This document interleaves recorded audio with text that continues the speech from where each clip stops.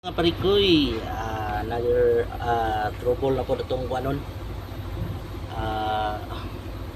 Ayun, patorya po ning bako nga gisda na kog module.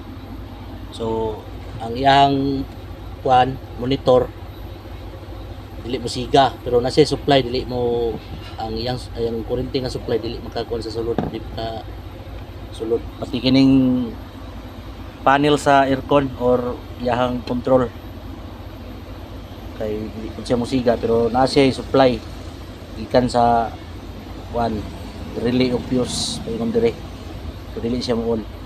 So bugago na itong una ning one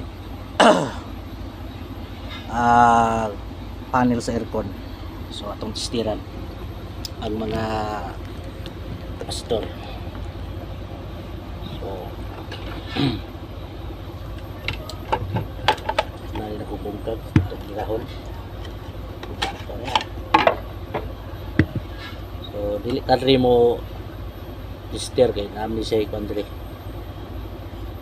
na yung sa ni sapaw nga broad piece. So dili ta sa luyo itong lang tao nag-ahanap ita ini testera to ning duha.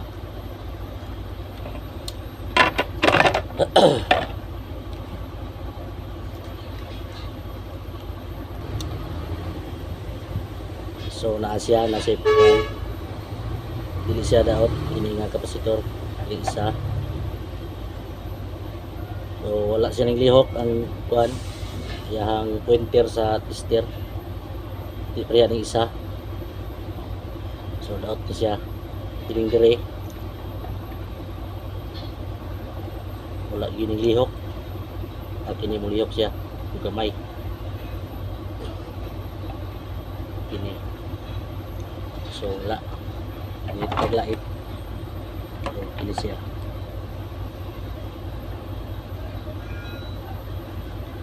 So mulihok siya pero di siya kaabot sa 200.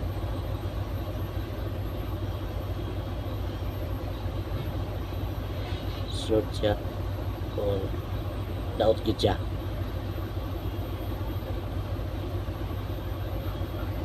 Okay. Pag mulihok ang taon diri.